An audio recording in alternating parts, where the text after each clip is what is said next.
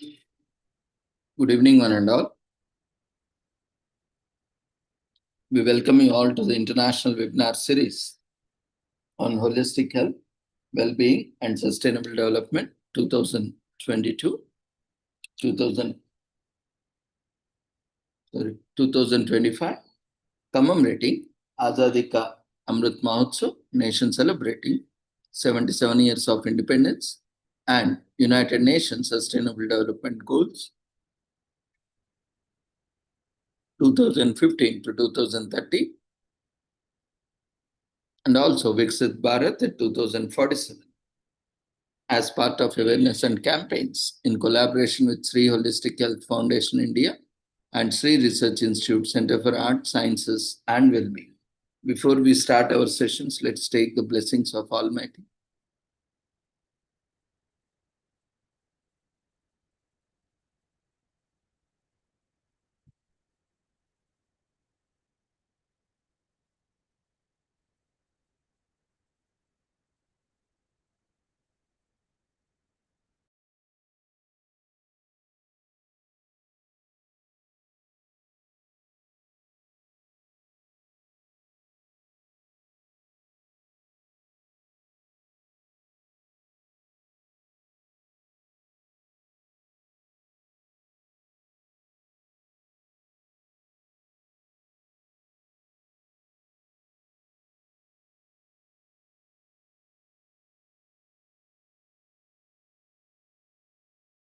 कुरुत्वं कल्याणम् आरोग्यं धनसम्पदः शुभं कुरुत्वं कल्याणम् आरोग्यं धनसम्पदः शत्रुबुद्धिविनाशाय दीपज्योतिर्नमोऽस्तुते दीपज्योतिर्नमोऽस्तुते शुभं कुरुत्वं कल्याणम् आरोग्यं धनसम्पदः शुभं कुरुत्वं कल्याणम् आरोग्यं धनसम्पदः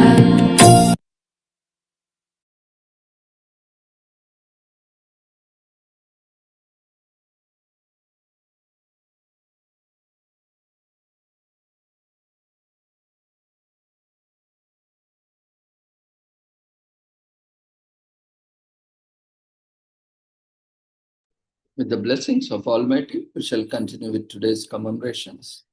Today, we are celebrating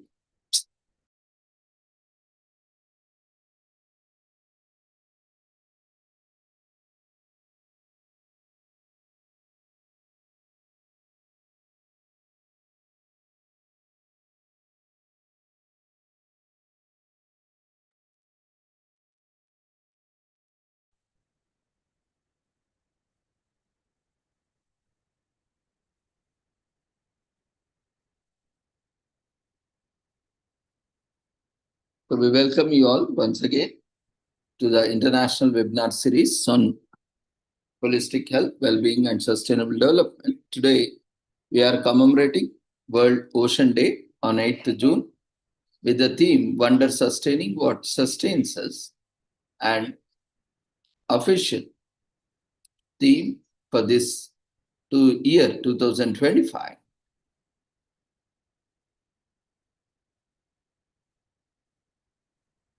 And the official UN Oceans Day is hosted by the Division for the Ocean Affairs and the Law of the Sea of the Office of the Legal Affairs, in short known as DOA-LOS, in partnership and made possible by the Oceanic Model.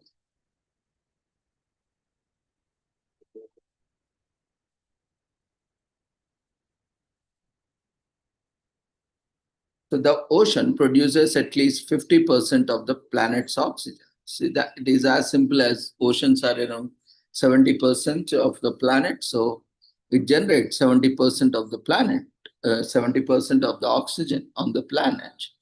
But due to pollution, gradually it is decreasing because the living marine organisms and coral reefs, which are, carbon sinks, which act as a carbon sink, and also not only that, they take carbon dioxide and they release oxygen. So that's why oceans are very precious, because 70% of the oxygen which we all require are given by oceans. When oceans are being polluted, that means we are decreasing and there will be lack of oxygen. Gradually, as the oceans are getting polluted, the potential of producing oxygen also gradually decreases. So that creates a lot of scarcity from the production, and it also creates scarcity of oxygen in the air. So the ocean is key to our economy, with an estimated 40 million people being employed by ocean-based industries by 2030. Oceans absorb around 30% of the carbon dioxide produced by humans, buffering the impacts of global warming. So the ocean covers over 70% of the planet. It is our life source, supporting humanity's sustenance and that of every other organism on Earth. The ocean produces at least 50% of the planet's oxygen. It is the home to most Earth's biodiversity and is the main source of protein for more than a billion people around the world. Not to mention, the ocean is key to our economy, with all estimated 40 million people being employed by ocean based industries by 2030. Even though all its benefits, the ocean is now in need of support, with 90% of the big fish populations depleted and 50% of coral reefs destroyed. We are taking more from the ocean that can be replenished, with the need to work together to create a balance with the ocean that no longer depletes its boundary, but instead restores its vibrancy and brings it new life. So, Wonder, Sustaining What Sustains Us, is the theme for the World Oceans Day 2025, a year marked by the UN Decade of Ocean Science and the celebration of World Ocean Conference. With this new vision, the day celebrates the wonder that the ocean inspires in us, its beauty, its mystery, and its vital role in our lives and on the planet. This day reminds us of our deep connection with the sea and calls for its protection through decisions guided by curiosity, wisdom, and a commitment to collective well being.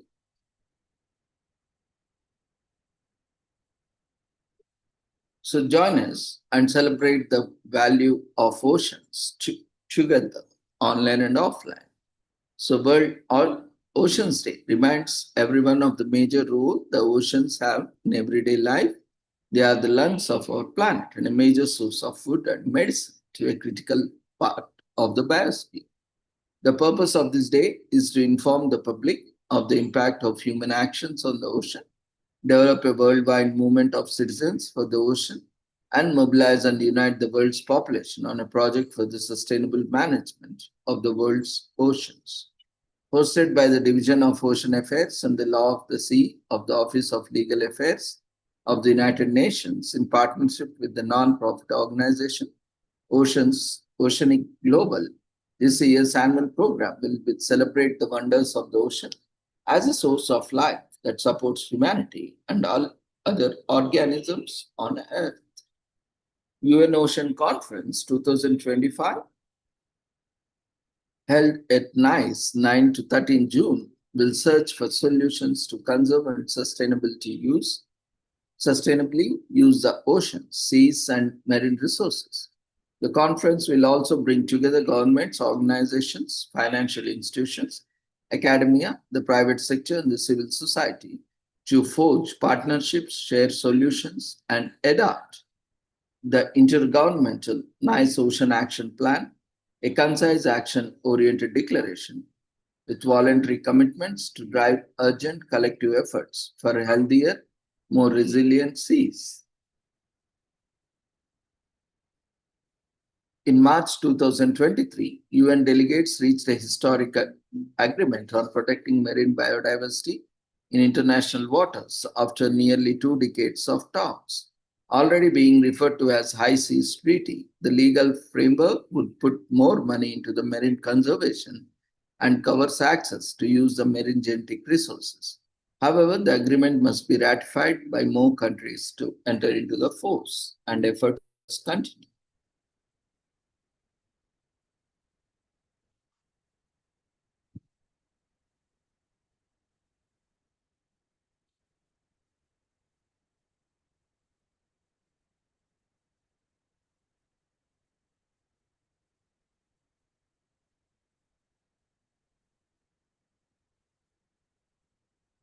So this World Oceans Day, join us as we celebrate the ocean's essential wonder from all the wonders. It consists to the wonder it ignites. The ocean's wonder is what draws us in and drives our desire to protect it. Wonder is the foundation of scientific knowledge, the allure behind exploration, the curiosity that drives innovation, and the seed of traditional wisdom. In the face of increasingly daunting challenges, the act of wondering services to remind us that we are part of something bigger. It wakes up to the inherent connection to the earth and each other, expands our understanding of what is possible, empowers innovation, and prioritizes decision making for collective well being. While the ocean sustains our planets, wonder sustains our humanity. If the warnings haven't changes, wonder is what.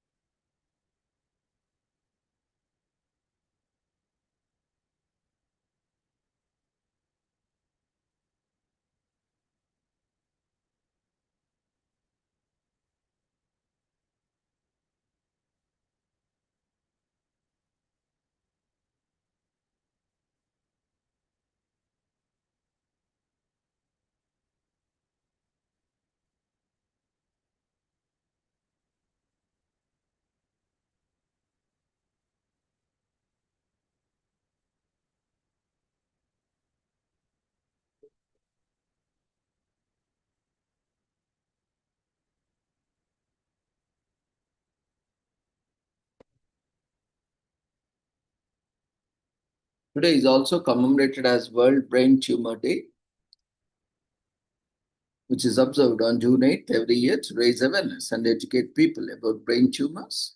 In 2000, it was first observed by Leipzig-based non-profit organization, the German Brain Tumor Association. A brain tumor occurs when the cells inside the brain start growing at an abnormal speed, which forms a massive of abnormal cells in the brain. The enclosed space inside the skull is limited, and when these abnormal cells start closing in space, the symptoms are observed. So there is no description of a brain tumor in ancient medical texts, but there is recurring mention of skull trepanation, surgically intervened burr hole in the human skull to relieve the symptoms of a brain tumor in the West. So thinkers like Socrates, Celsus, Galen, and Hippocrates mention instructions in their treatise regarding trepanation to elevate intracranial pressure, while they do not mention brain tumors in their works. In antiquity, brain tumors resulted in death after a long battle with symptoms such as headache, seizures, and coma. After the discovery of X-rays in 1895, many neurosurgeons started to localize and diagnose brain tumors. A German neurosurgeon named Fedor Krauss used X-rays to localize brain tumors. Later in 1954, for the first time, non-invasive method to localize brain tumors was introduced by using a nuclear scanner. It was a few decades later that Sir Godfrey N. Hounsfield created the first CT scanner in 1971. CT scanners were installed in London, England, and then in the United States. In 1975, full-body CT scanners were introduced. In 1971, Raymond B. Damanian reported that nuclear magnetic resonance, also called MR, can distinguish normal from tumoral tissues. In 1973, Paul C. Leuteber pronounced the first images of mice using MR imaging, and in a few years, the first human MR images was reported.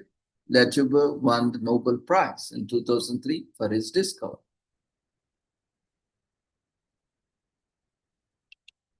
Today is also commemorated as Timothy Province Day in Solomon Islands, which is annually observed on June 8th in the Solomon Islands to celebrate the moment Timothy Province attained provincial government status in 1984.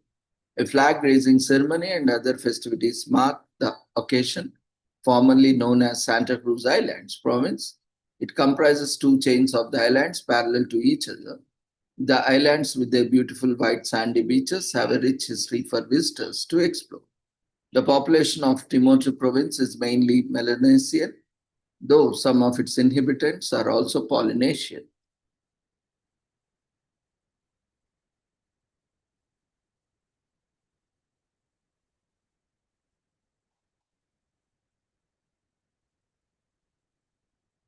So Timor province is the easternmost province of the Solomon Islands, formerly known as Santa Cruz Islands. Province it comprises two chains of islands parallel to each other.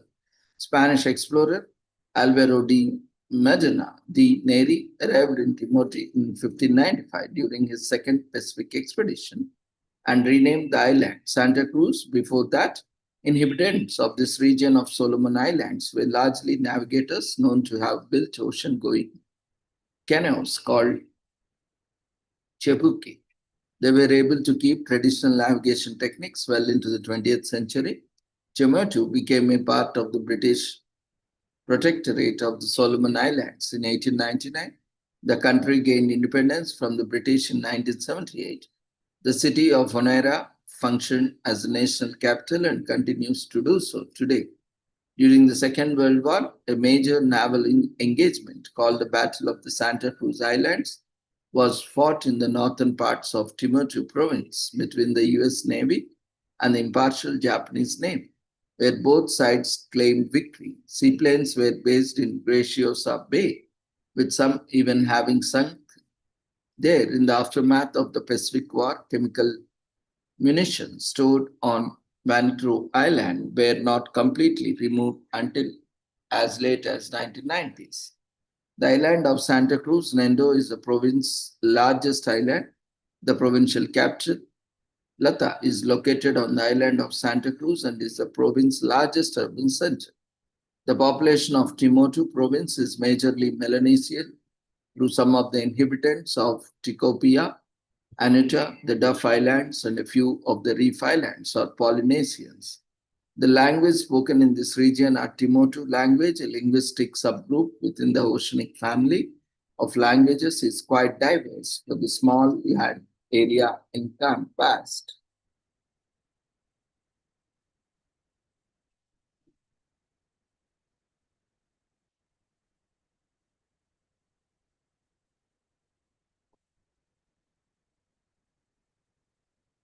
So the Spanish explorer Alvaro de Medina de Nera arrives in the Solomon Islands in 1568.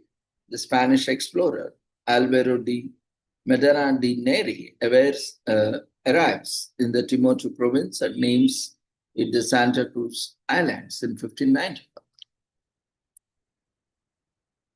Today is also commemorated as Race Unity Day on June 8th, which is also known as Race Amity Day, which is observed annually on the second Sunday of June. This year it takes place on this day. So it started in 1957 in the United States by the Baha'i National Spiritual Assembly. The purpose was to combat racism by focusing attention on racial prejudice. Racism is the belief that humans are divided into exclusive entities called races, that there is a link between personality and physical traits, and also some races are superior to others. The Baha'i understood that racism is a hindrance to peace, so that they started this day to promote racial harmony and understanding.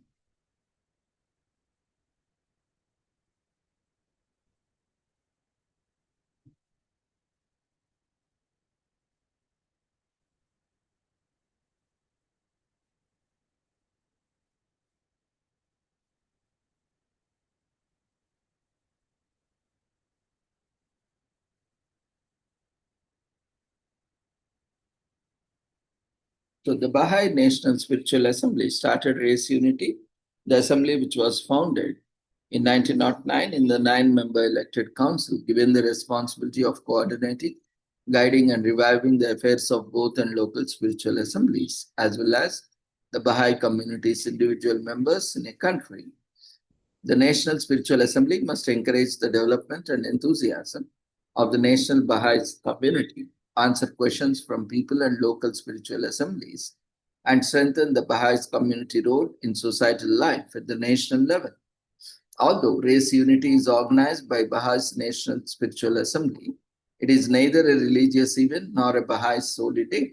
The day is celebrated all over the world as an extension of Baha'i beliefs and principles of racial harmony and as an appeal to the largest society to promote a loving embrace of the social reality of ever increasing racial diversity. The holiday is not a day in the traditional sense, but it can be regarded as a day that contributes to at what some scholars call civil religion as part of cultural ideas that keep evolving. So, racism is not just applicable in cultural settings, it also applies to legal, economic, or political institutions and systems that engage in racial discrimination or encourage inequalities due to race in education, wealth, and civil rights. With the introduction of critical race theory, which was an extension of the critical legal studies movement. Institutional or systematic racism became a focus of scholarly studies. In the 1980s, since the late 20th century, the concept of biological race has been acknowledged as a cultural fabrication with no scientific foundation. Today is also commemorated as National Kids Day in US.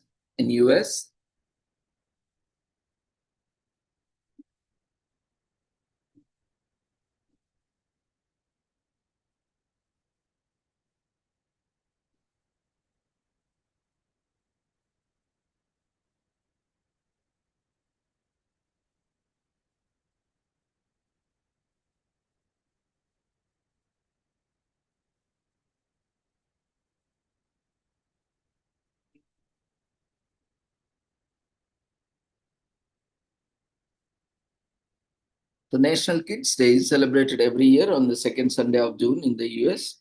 This year it will fall on June 8th. This day addresses the importance of children in society and the numerous challenges that some still face in different aspects of their lives. This observation aims to improve children's welfare, invest in their future, and addresses mental and physical health issues they may be dealing with. The day also reminds, however, busy parents to spend time with their kids and make them realize the importance of spending some precious moments. So, National Kids Day has been celebrated in the US since 1800s, although there have been variations in deciding the day and date on which it is celebrated. Ever since 1857, there have been changes in the dates of celebration. So, revered Dr. Charles Leonard was the first to establish Children's Day in 1857 on the second Sunday of June and named the day Rose Day. Leonard was the pastor of the Universalist Church of the Redeemer in Chester, Massachusetts, and organized the day to hold special service dedicated and for children, including baptizing them. The name was later changed from Rose Day to Flower Sunday and eventually called Children's Day. So in 1995, President Bill Clinton changed the date to October 8 and established that it's National Children's Day. This was later followed by President George Bush proclaiming that first Sunday of June should be celebrated as National Children's Day. Since 1990, World Children's Day also marked the anniversary of the date of UN General Assembly adopted both the Declaration as well as the Convention on Children's Rights,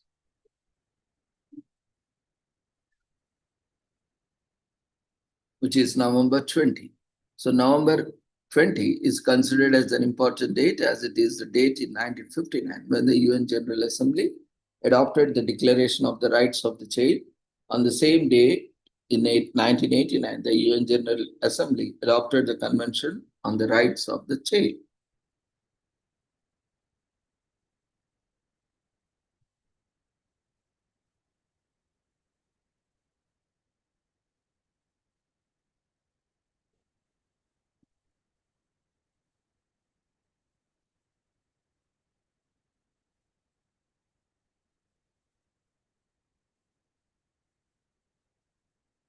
Today is also commemorated as National Cancer Thriver Day in US, which is celebrated every second Sunday of June. This year it takes place on June 8th.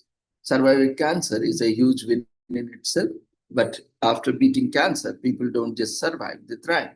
Although cancer can have a massive impact on people's lives and disrupt various aspects, many patients bounce back through sheer will and determination. The day also celebrates and supports those thriving despite having the disease. The day was founded by Connect for Cancer, a non-profit cancer advocacy groups in Los Angeles. The organization aims not just to support these surviving cancer, but also to push them to try. For 9 years, Connect for Cancer has been helping people with cancer with their families in the US, where there are currently 22 million cancer survivors. June is celebrated as National Cancer Survivor Month, and the first Sunday of the month is National Cancer Survivors Day. So it's only makes sense to celebrate the second Sunday of June as National Cancer Thriver Day.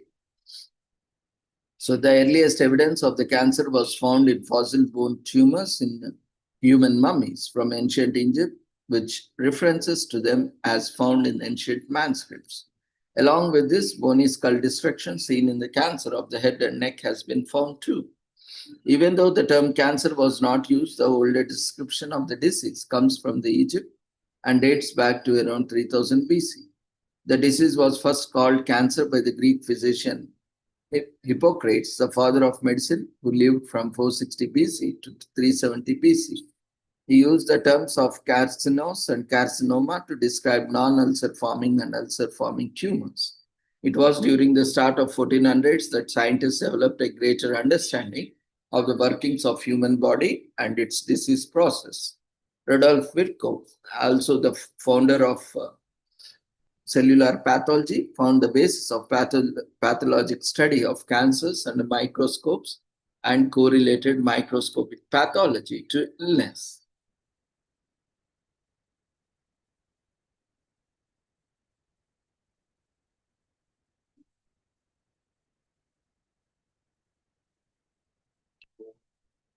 Today is also commemorated as National Best Friends Day on June 8th. Whether near or far, or old or new, best friends help to carry us through our lives. This June 8th National Best Friends Day, it's time to tell them how much we appreciate their company. As the Mayo Clinic reports, friends help you to cope up with the trauma such as diverse serious illness, job loss, or the death of loved one. They also encourage you to change or avoid unhealthy lifestyle habits such as excessive drinking or lack of exercise. Today is the day to enjoy a little one-on-one time with people who never fail to catch us and we fall. If you want to buy a friend something special to mark the occasion, then check the list of great gifts for your best friend. The friends we have chosen are cherished, celebrated on National Best Friends Day on June 8th. We have our own country to thank to this light-hearted holiday. In 1935, the US Congress gathered to devote a day each year in tribute to close friends. They choose June 8th, which is usually a balmy day in all religions of the country, perfect to outdoor activities. Since then, many countries have adopted the practice, some even through festivals, to celebrate their chosen family. This day has given rise to a handful to other friendship-themed days for celebration, including Friendship Day, Women's Friendship Day, and even an entire week called Old Friends, New Friends Week. Ironically, almost all celebrations of friendship occur in the summer. While the holiday seems to have lost popularity throughout the years and through the years, it has set a recent upsurge in engagement since the advent of social media. Now, on June 8th, every year, people rush to post fun photographs of themselves with their most trusted friends. The recognizable hashtag National Best Friend Day allows users to witness just how many Instagram, Facebook, and Twitter users are celebrating along with them. Today is also commemorated as Name Your Poison Day in US, which is annually celebrated on June 8th. While Name Your Poison is an expression used to describe your drink of choice, it also refers to making the least bad decision. There are many instances in life when we have to choose the lesser of the two or more evils. So National Name Your Poison Day celebrates our ability to choose the poison or make a decision that will be least harmful of all available options. The word poison has been used as a slang for alcoholic drinks since the mid-century 19. It has come from the Latin root toxicum, poison, and the word intoxicate. It can also refer to the negative effects of excessive alcohol consumption. This is where phrases like name your poison, pick your poison, and what's your poison came from. The mid 1800s also saw mountaineers of Central Australia is from the habit of drinking arsenic preparations one or twice every week as a green general tonic or stimulant.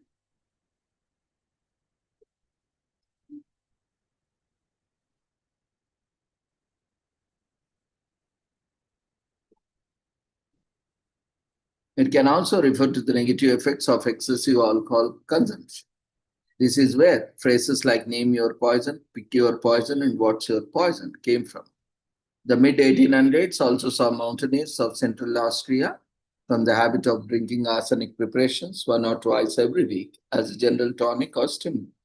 They came to be known as arsenic eaters. Some of them even developed the reputation of having built up tolerance in case of their enemies tried to poison.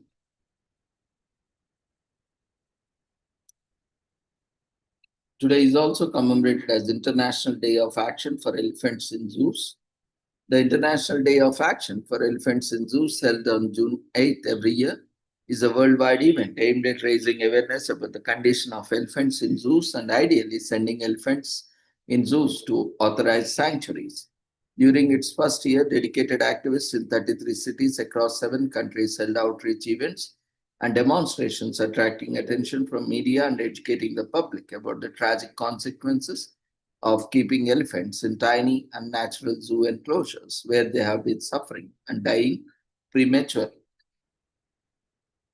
Elliot M. Cards, a veterinarian, served as president of the In Defense of Animals, in short known as IDA, organization from its inception in 1983 until he died in 2021. Cards attended Cornell University School of Veterinary Medicine and graduated with honors in 1989. He became involved in animal rights issues after activists approached him for assistance in putting an end to animal experimentation at the University of California. Berkeley allegedly overpopulated and unsanitary laboratories. As a result of Cards assisted in the formation of Californians for Responsible Research, which advocated for the campus to provide better care for the animals used in research. So IDA believes that elephants die prematurely in zoos, that the urban zoos simply do not have adequate space for the majestic, intelligent animals. The animal rights organization PETA has backed IDA's fight against elephants in zoos. IDA releases a list of 10 worst zoos for elephants regularly. It claimed in 2004 that it persuaded the San Francisco Zoo to relocate elephants to a sanctuary. The zoo, on the other hand, maintained that IDA had nothing to do with the elephants' relocation. As part of larger campaign, IDA has accused the National Zoo in Washington, D.C. and other zoos of violating the Animal Welfare Act. According to the IDA, the United States Department of Agriculture has acknowledged the severity of concern surrounding the poor environments for elephants in our national zoos. In response to IDA, Woodland Park Zoo argued that the limiting space argument is oversimplified and that elephants in zoos receive the greatest care available. Zoos have mostly abandoned the elephant market as an animal welfare concerns have called into question the ethics and conventional process for caring for world's largest and most intelligent creatures. In confinements, elephants have been deprived of everything that gives their life significance. As a result of inhumane conditions in which they are kept, many become emotionally unstable, unhealthy, and aggressive. Skin infections, repetitive and aimless activity, poor libido, and obesity are all indicators of stress in zoo elephants.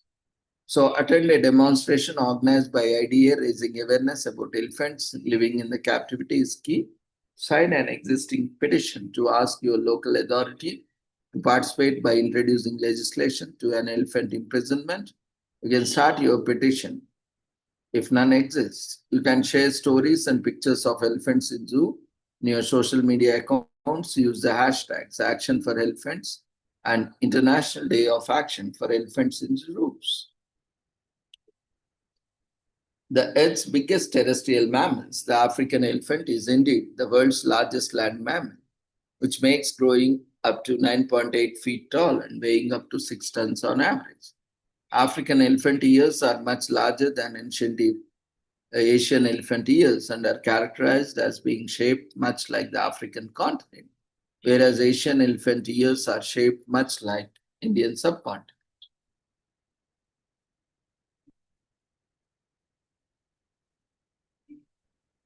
The skin of elephant can be as thick as an inch.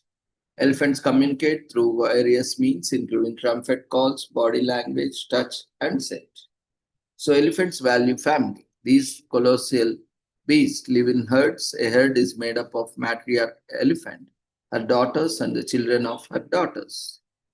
Elephants embrace one another by wrapping their trunks around one another and placing their trunks in their mouths of one another.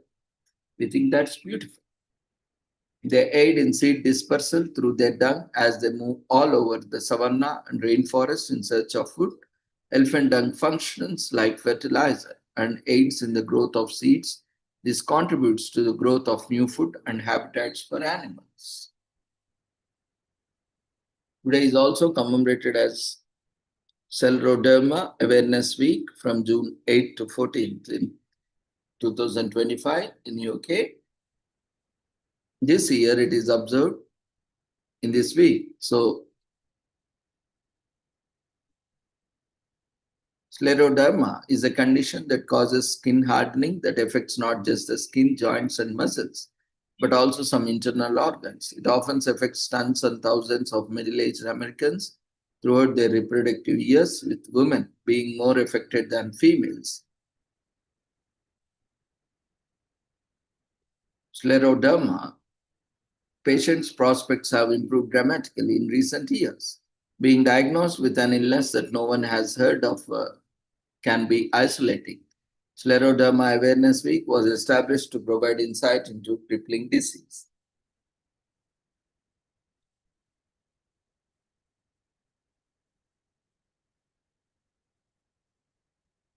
Scleroderma is a disease that causes the skin and, in certain circumstances, organs in the body to harden. Scleroderma is a disease with a lengthy history, even though the medical word for it was only coined in the early 19th century. Its symptoms have been documented as far back as 400 BC in the mid-1700s. An Italian doctor named Carlo Curzlo published the first complete description of the condition. His patient was reported as having hardwood-like skin. The patient was admitted to the hospital under Curzlo's care with symptoms including skin stiffness in multiple locations, lightness around the lips, as well as stiffness in the neck.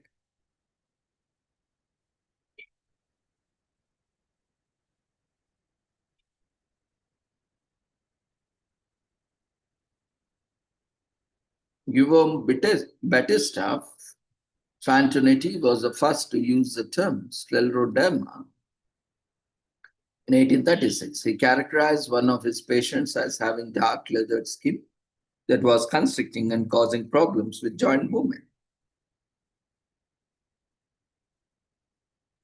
So systemic scleroderma affects the 3 out of every 1 lakh people each year, mostly middle-aged persons. Scleroderma is now a rather uncommon condition, while the prevalence of the disease varies around the world. We do not know that women are more likely than men to be impacted. Statistics show that number of persons affected with scleroderma has increased over the last 50 years. Although it is unclear whether this is due to actual prevalence of the disease or increased knowledge of the enemy.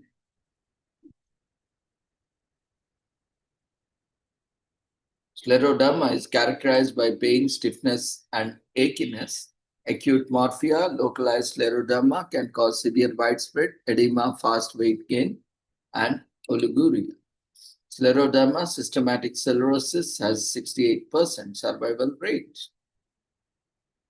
So you must be aware to spread awareness, use this opportunity to learn about scleroderma and its signs and symptoms, treatment options, and other pertinent information you may uncover.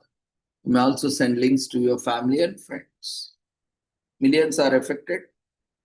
Scleroderma is a disease that affects 2.5 million people around the world. Scleroderma affects roughly 75,000 to 1 lakh persons in the United States. Scleroderma affects youngsters differently than it does in adults. Scleroderma can be difficult to detect with naked eye, and Raynaud's phenomenon, which causes the blood vessels in the hands and feet to constrict in cold temperatures, producing pain and discoloration, affects 90% of scleroderma patients. Scleroderma affects each patient differently with fundraisers, support groups, internet education tools, medical information, and more. Scleroderma Awareness Week provides a way to help those living with a chronic illness and their families every step of the way of it. It establishes a link between the community and life-saving resources.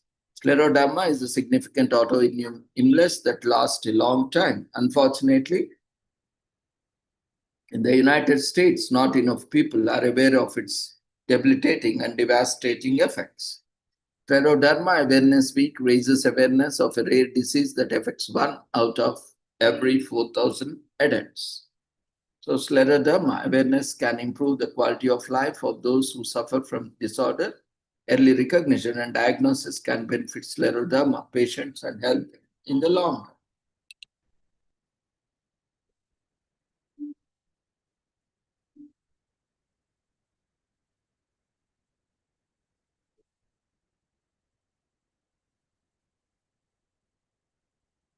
This week is also commemorated as National Week of the Ocean from June 8 to 14, 2025.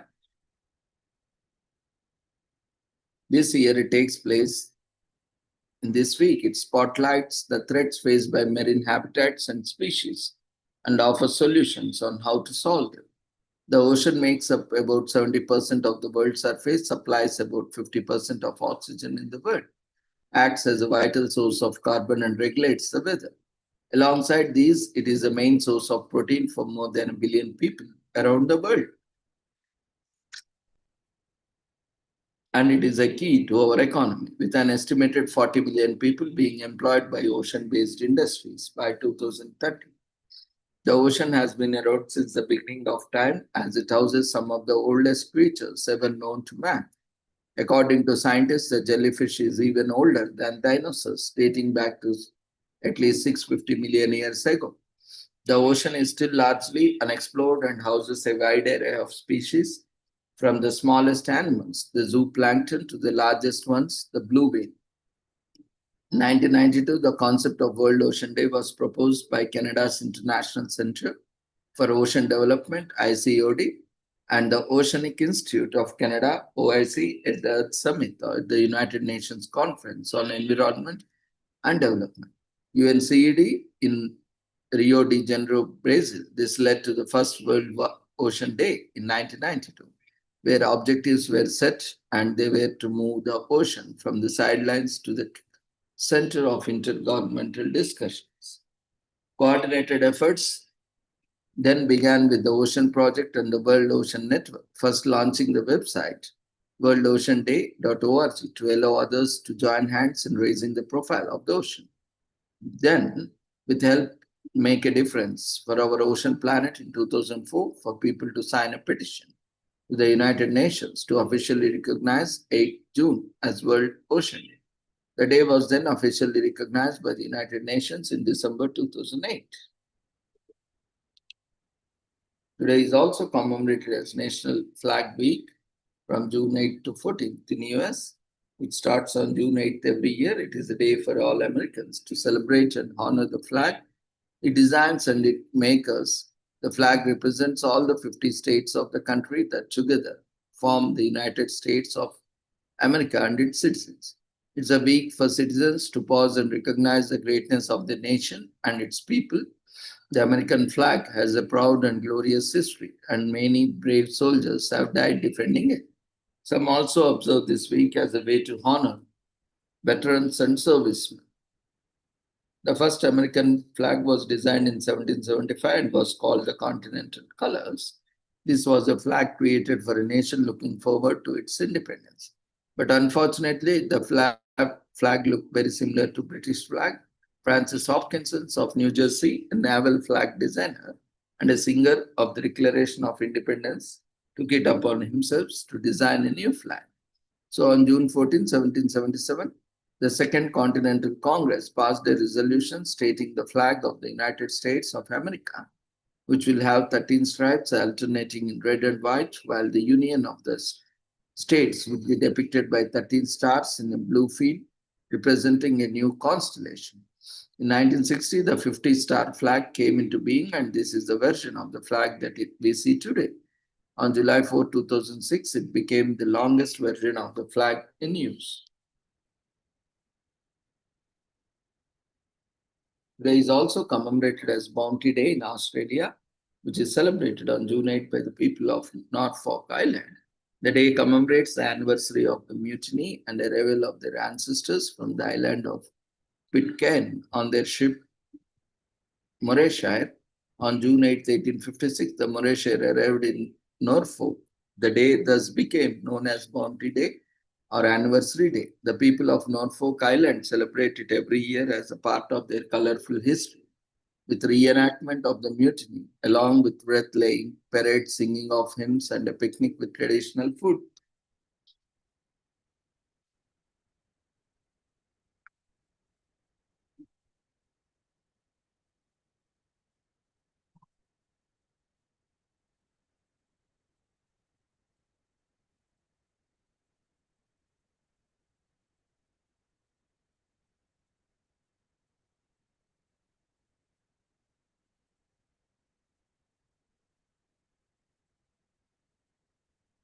So Bounty Day is observed on June 8 by the people of Norfolk Island. So with this, we shall end today's commemorations. Thank you, everyone, for joining us in these celebrations. So take care. Good night. Before leaving, we request everyone to quickly fill up the feedback form that has been raised in the form of polls.